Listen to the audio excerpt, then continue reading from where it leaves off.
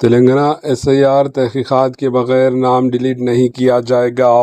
تلنگانہ کے chief electoral افسر Sudarshan ready نے واضح کیا کہ ووٹر لسٹ میں شامل کسی بھی نام کو براہ راست ڈیلیٹ نہیں کیا جائے گا۔ نوٹس جاری کرنا، تحقیقات کرنا اور متعلقہ شخص کو اپنا موقف پیش کرنے کا مناسب موقع دینے کے بعد ہی نام ڈیلیٹ کرنے کا فیصلہ کیا جائے گا۔ انہوں نے کہا کہ ہر معاملے میں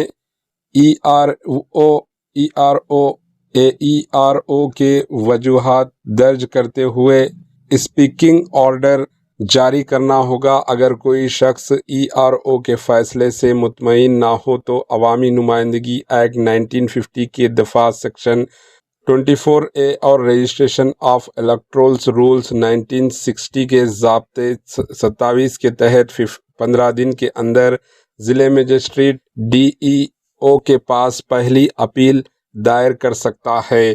اگر وہ اس فیصلے سے بھی مطمئن نہ ہو تو DEO کے حکم کی تاریخ سے 30 دن کے اندر عوامی نمائندگی ایکٹ کے دفعہ 24B اور ضابطے 27 کے تحت چیف الیکٹورل افسر کے پاس دوسری اپیل دائر کرنے کا موقع ہوگا۔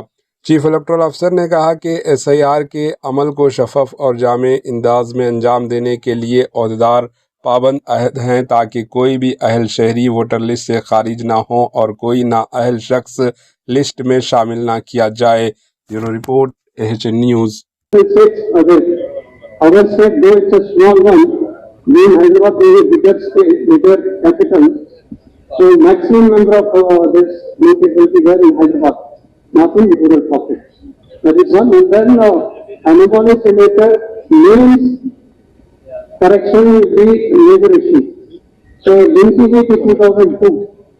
So that main problem is that translation from Telugu to English, there are some anomalies because of that.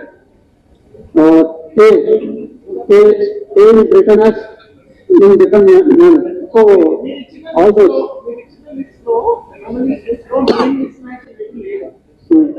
So name is not between parents 2002. Name is written as Narayan Kumar. Was K Narayan Kumar was 2002.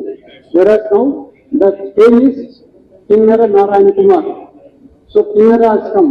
So there is a name mismatch. So that will be there. That will be there.